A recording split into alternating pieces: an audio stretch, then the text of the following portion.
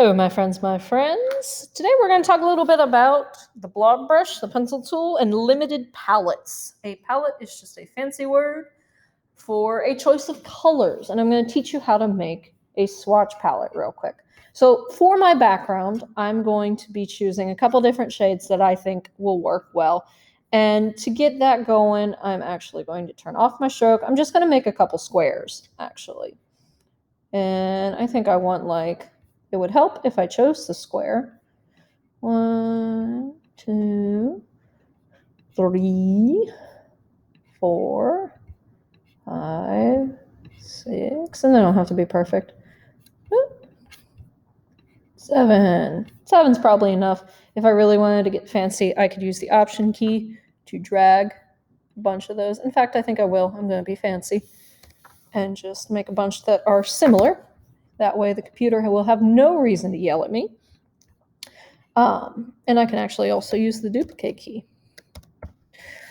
So I need to think about what base colors I'm starting with. I'm going to do kind of like a grassy mountain meadow scene. You'll get to see in a bit how you can play around with these palettes and create your own scene. There are certain things I'm going to be looking for, certain techniques, but I'm a little iffy on forcing you to do the exact same subject matter. So we'll get there. We'll get there.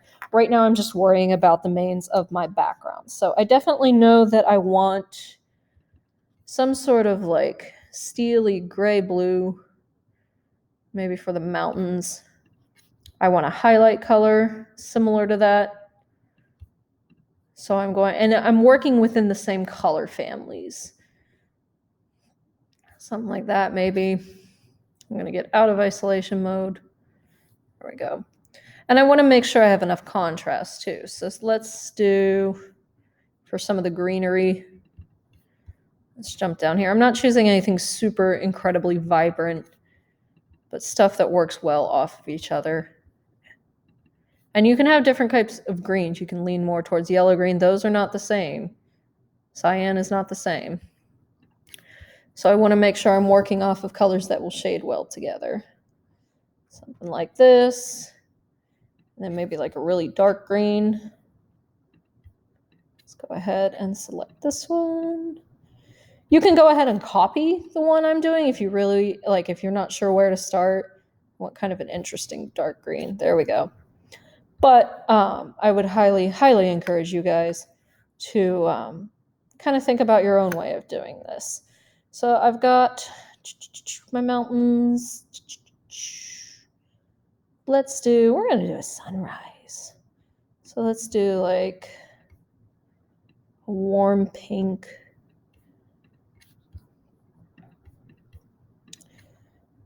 A slightly darker pink. Or this way towards red. Salmon. Jam and salmon. That might be a little too close. Something like that. And you know what? Let's do an orange too. I'm feeling an orange.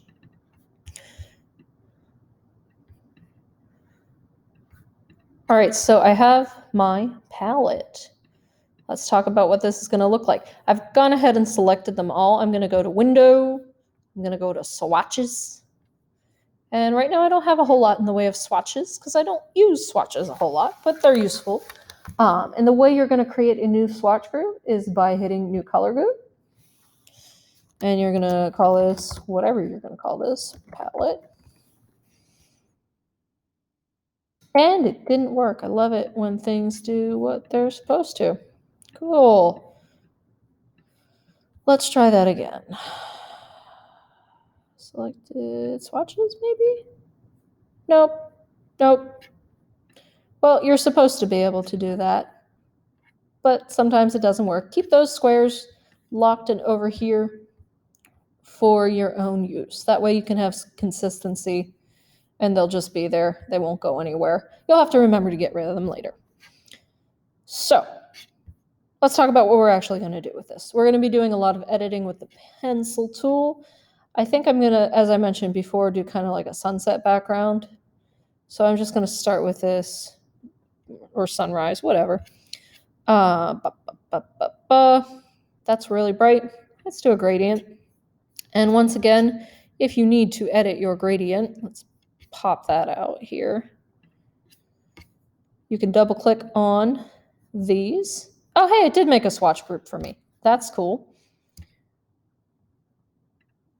We'll start with the lightest pink. And then if you drag out, you should be able to add another one. Let's see where my gradient window went.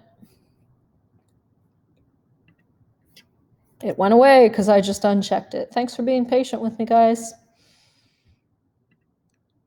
There it is. It's hiding up there.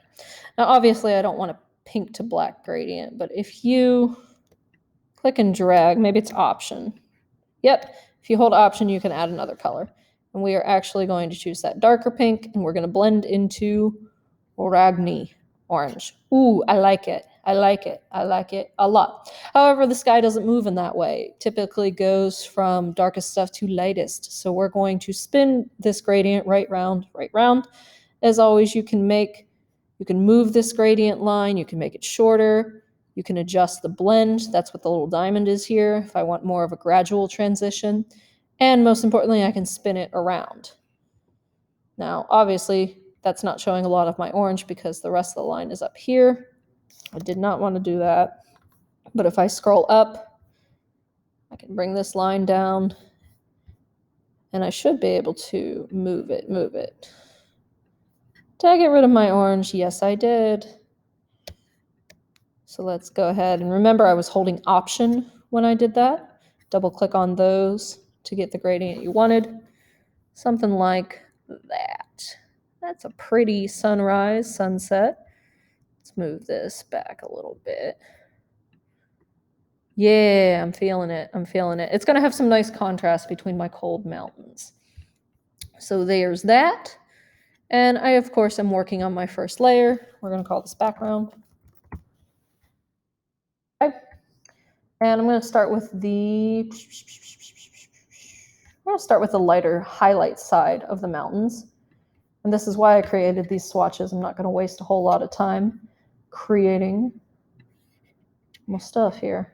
I'm going to go ahead and do that first. And to create my mountains, sorry, I was thinking, I'm going to use the pencil tool. And as we took a look at in the shark thing, I don't want any shark teeth mountains, none of that. You're not in elementary school anymore. We're going to do a very gradual sort of thing. And this is another good one to use your mouse for. So I'm going to go ahead and turn my wireless mouse on. I'm going to zoom out a little bit so I can get the whole way across. But you really want to make sure that you are following along with that path. Just like this. I'm going along with the path, and then I can start to break away from it. And this is probably an instance where you do want to turn the fidelity or the truthfulness, the smoothing of your pencil down. And you want it irregular. Mountains are not man-made. They should not have any major similarities. So like, there we go. And I do have to come back to the path line. Let's see if this worked. It did. So this is where I need to stop, drop, and go back and adjust the fidelity. Because what that did, it got rid of all my beautiful cragginess. And I'm not sure. Oh, now it's letting me change the fidelity. I'm going to move it more towards accurate for this particular thing. Sometimes it can be useful to have it smooth stuff out for you. But for this, I really do want all of those lumpy bumps with my mountains here. And come down, kind of like so. Start to come back up. You just want it to look natural. And back on the path. And if you mess up, that's what it looks like. So somewhere I didn't come, whoops. Object editor. I can't redo, that's mean. Somewhere I messed up. So once more with feeling, we're going to start on the path. And then create some mountainy shapes. You can play around with it till you get something you really like too. Maybe my mountains will be better this time, who knows. And I do want that kind of scraggliness That's maybe a little too rounded. I should go back and fix that. In fact, I'll show you how to do that. All right, back to the path. Back to the path. That's better. That time it did what it was supposed to do. So I'm actually going to come back to this shape because this doesn't feel right for a mountain. I'm going to come in on the path and shave that down a bit. There we go. Beautiful, beautiful, beautiful. And I'm going to Command C, Command F in front of this. I'm going to go to my eyedropper. And I'm going to go back to my other shade of blue for this. There we go. And we'll talk about how to do the shading very shortly here, my friends.